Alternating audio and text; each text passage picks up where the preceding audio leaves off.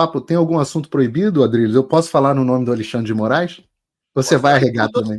Eu estou com uma dificuldade de não falar no nome do Alexandre de Moraes. Eu gostaria de falar de outros assuntos, mas como ele tem centralizado todas as atenções sociopolíticas da nação, né, por tudo que é de ruim no Brasil, ele centraliza, eu acho que é meio complicado não falar nele. Eu acho que é, sobretudo, mais complicado ainda qualquer candidato ou político ou jornalista que não fale do Alexandre de Moraes. Quando a gente vê que alguém evita falar do Alexandre de Moraes, a gente tem que desconfiar dessa pessoa. Enfim.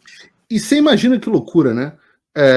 Eu sou o sujeito que fala do Alexandre de Moraes em todos os programas, que exorta os nossos políticos e os nossos jornalistas a terem coragem para falar sobre o Alexandre de Moraes, e quando chega o momento de eu fazer uma entrevista com um candidato importante à Prefeitura de São Paulo, que se posiciona como o nome da direita em São Paulo, o verdadeiro nome da direita em São Paulo, o sujeito vira para mim e fala, não, só não pode falar de Alexandre de Moraes. Aí eu tenho duas alternativas, ou me suicido a minha integridade jornalística, ou eu sofro as consequências do cancelamento da entrevista. Né? Olha, falar do Alexandre de Moraes hoje no Brasil, Paulo, sobretudo nas eleições em que políticos se apresentam para dar cara a tapa e para saber quais são os problemas do Brasil, e o problema maior do Brasil é a ditadura do judiciário, é a ditadura do STF, falar do Alexandre de Moraes é uma obrigação moral. Disso para qualquer profissão que mexa com comunicação, com coisa pública, de jornalista, influenciador, a político, a candidato a vereador, candidato a prefeito. Você tem obrigação moral de falar do Alexandre de Moraes. É uma espécie de divisor de águas de caráter da pessoa. Não adianta você querer se colocar como um gestor, não adianta você se colocar como um homem que vai resolver os problemas da cidade, no caso das prefeituras do Brasil, se você não resolve o problema de gente sendo torturada, sendo presa, sendo arrastada, sendo censurada, tendo suas contas bloqueadas, tendo suas vidas arruinadas. Isso não é ser gestor, não é ser candidato a ser gestor. Isso é ser candidato a ter um mínimo de humanidade, de tocar o dedo na ferida de uma ditadura que está aí escancarada, não só para o Brasil, mas como para o mundo. O mundo hoje toca no nome do Alexandre de Moraes como uma coisa única que aconteceu na história de todas as repúblicas democráticas do mundo. Aqui, infelizmente, colocando uma espécie de previsão mefistoférica do Rui Barbosa, quando ele dizia que a pior das ditaduras é o judiciário, é o único país hoje entre as democracias ocidentais do mundo que criou uma ditadura do judiciário, que é a pior de todas. E aí um candidato, um político, ainda mais proeminente, que não toca no nome do Alexandre de Moraes, ele está renunciando à sua própria dignidade e ao próprio princípio do poder, no sentido verdadeiro do poder fazer algo pelo semelhante. Se você não quer restabelecer a democracia, se você não quer restabelecer a liberdade, se você não quer restabelecer um princípio de cidadania livre no Brasil, aí você não toca no Alexandre de Moraes. Aí você vira o que virou a Jovem Pan, você vira a Rede Globo, você vira a imprensa capaz, ou você vira um político completamente anódino e insignificante. A gente está falando, vamos ser sinceros aqui, vou escancarar, do Pablo Marçal. E até do ponto de vista estratégico, é burro. Porque, eventualmente, se ele não toca no nome do Alexandre de Moraes, todo mundo vai querer saber por que a equipe dele, ou ele mesmo, não quer tocar no nome do Alexandre de Moraes. Essa é uma pauta não só nacional, não só estadual, não só federal, mas é internacional. Alexandre de Moraes é sinônimo de ditadura no Brasil, em São Paulo e no mundo. Não tocar no nome dele é não. Por isso que a Maria Salazar... o problema brasileiro hoje na nossa nação. Por isso que a Maria Salazar levantou lá a foto dele. Né? Eu me lembro muito de duas analogias aqui. Primeiro, no Harry Potter, que o nome do Voldemort, que parece muito o Alexandre de Moraes, não coincidente, ele não pode ser dito, né? É um nome que não pode ser dito, aquele que o nome nós não dizemos. E lembro também, eu não sei se eu não conheço, apesar de já ter lido vários dos livros do Padre Gabriel à Morte, eu não conheço o suficiente para saber sobre exorcismo, se é verdade a ideia de que o demônio tem que revelar o nome dele para ele ser exorcizado, né? Que você tem que falar o nome dele. Mas não deixa... Exatamente isso. Quando você descobre o nome do capeta, do cramulhão, são vários demônios, aí você identifica, aí você consegue expeli-lo do corpo da vítima. E aí o corpo da nação tem um demônio que está precisando ser exorcizado. Se ninguém... Aliás, todo mundo sabe o nome do demônio, né? Só não toca no nome do demônio por omissão, por covardia ou por anuência com o dito cujo. E tinha uma forma... O que me surpreendeu, Adriles, nesse aspecto, foi uma coisa que você está chamando a atenção agora, que eu esperava mais do ponto de vista de estratégia. Por quê? Porque a coisa mais forte que eu vi a respeito do Pablo Marçal nos últimos tempos, que eu vi as pessoas começando a criar rejeição, foi justamente aquelas fotos que ele tirou com Alexandre de Moraes, né, que teria ido à posse do Alexandre de Moraes, etc. E ele até deu uma resposta, falou, Bolsonaro estava lá também, um monte de gente estava lá também, e por aí vai. Mas era um assunto bom para ele ter esclarecido. Quando ele, que é uma pessoa que domina a internet, domina a narrativa, etc., se coloca numa posição onde ele perdeu o controle da narrativa, né? Ele se coloca numa posição onde todo mundo está falando, impressionante, uma avalanche no Twitter, todo mundo falando. Eu fui lá no perfil dele, todo mundo lá chamando ele, Pablo Marçal arregão, Pablo Marçal arregão, Pablo Marçal arregou Paulo Figueiredo, arregou para o Alexandre, não sei o que. E isso virou o grande tema. E ele vinha num momento muito grande. Eu não sei o quanto que isso vai afetar a campanha dele, mas certamente não é positivo, né? Para um cara que domina tanto assim, storytelling, redes sociais, narrativa. Cara, é o seguinte, a gente, o que se chama de bolsonarismo, não só bolsonarismo, mas direita, conservadora, liberal, cristã, de São Paulo, a gente estava órfão, ainda está, né? Órfão de um candidato. Todo mundo sabe que o candidato impector do Bolsonaro e o candidato impector seu, meu, de todo mundo que tem um princípio de visão ou mais liberal, mais conservadora, mais direitista, que seja, ou menos de esquerda, era o Ricardo Salles. O Ricardo Salles foi alijado do processo pelo próprio PL. Ninguém quer, em sã consciência, votar no Nunes. Vou ser bastante pragmático aqui. E o Marçal estava pegando, ainda está pegando, não sei o que vai acontecer daqui para frente, boa parte, ou a maior parte, aliás, da fatia do eleitorado de direita em São Paulo. Agora, você, em São Paulo, não querer, em São Paulo e em qualquer outro lugar do Brasil, não querer tocar no problema do STF, que está não só alijando o Bolsonaro de qualquer disputa eleitoral, mas alijando todos os candidatos, que está prendendo pessoas, perseguindo pessoas, censurando pessoas à direita do país, é você virar um completo alienado. Então, do ponto de vista estratégico, isso é desastroso para o Marçal. E assim, eu volto a dizer, do ponto de vista estratégico também é meio burro, porque isso vai forçá-lo a dizer algo sobre a recusa de não querer falar sobre o Alexandre de Moraes. Mas por que? Ele vai falar o seguinte, eu estou centrado nos problemas de São Paulo.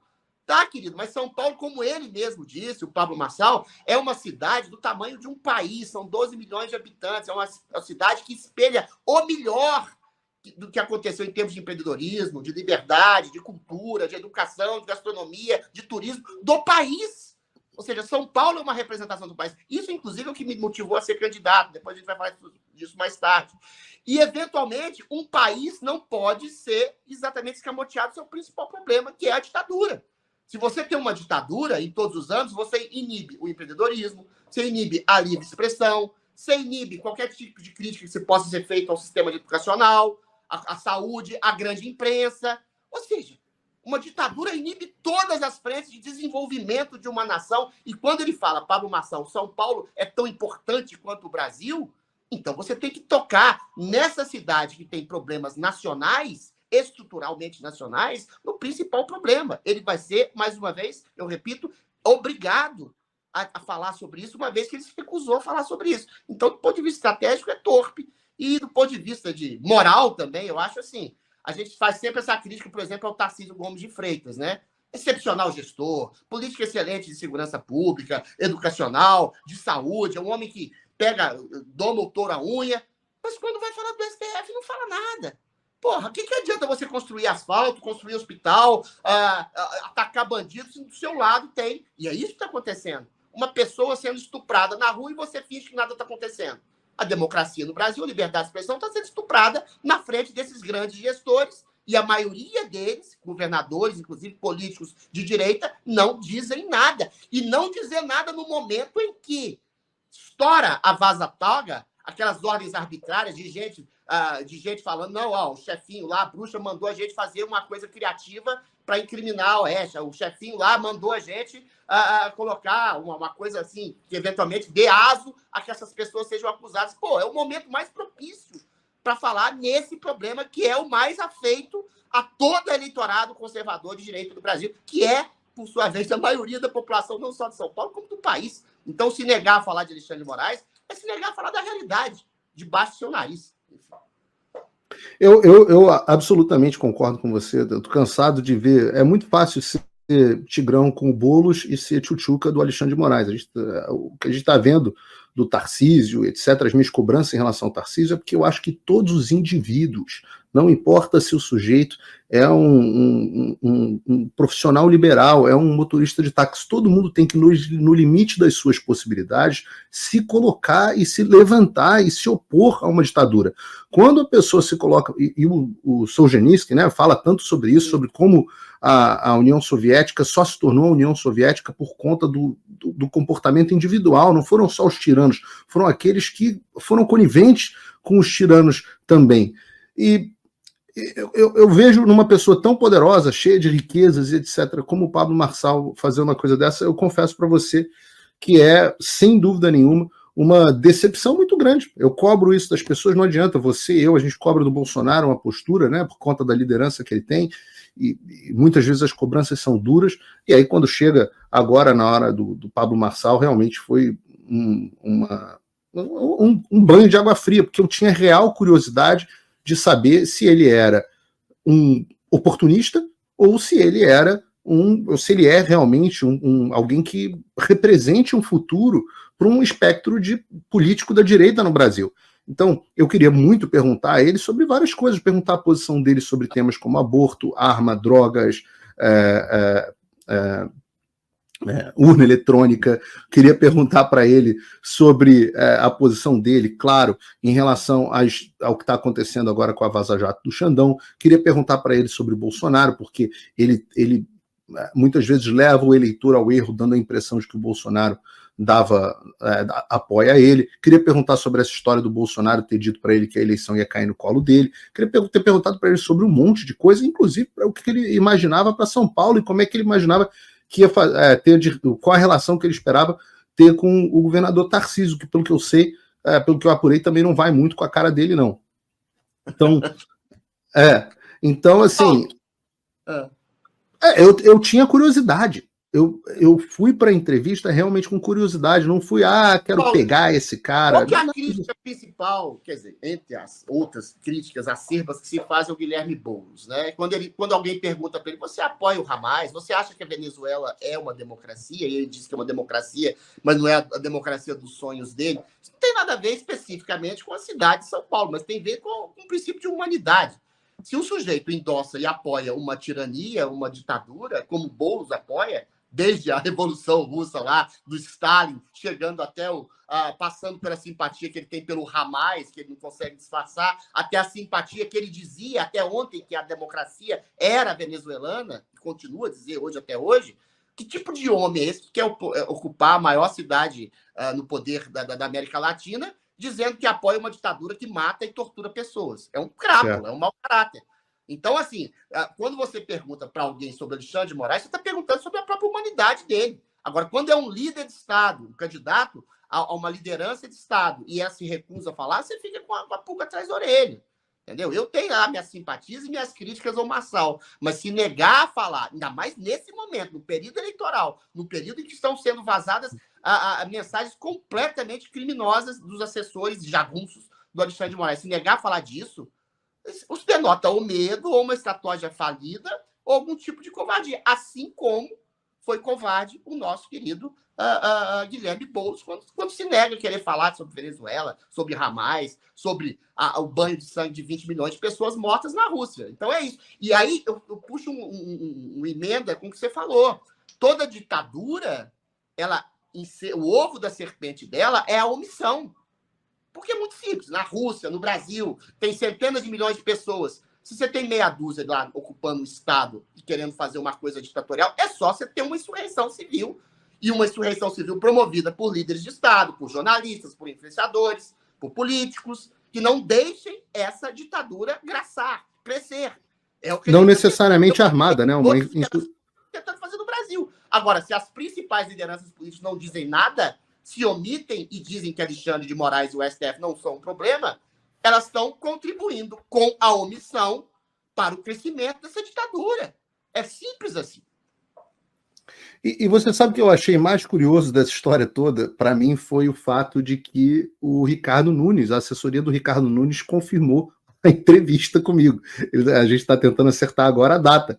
Mas do Ricardo Nunes, que eu esperava fugir do assunto, esse tipo de postura, veio coragem, ele foi correto, ele falou, não, eu confesso a você, Adriles, eu acho que eu já entrevistei algumas centenas de pessoas na vida, né? Na Jovem Pan, eu fazia muita entrevista no Jornal da Manhã, até na Jovem Pan teve esse negócio, quando a gente estava lá ainda, em 2022, que a informação que a diretoria falou para mim, não, Paulo, você foi retirado de todas as sabatinas porque os candidatos disseram que você é um dos nomes que eles não querem que você participe da sabatina de jeito nenhum.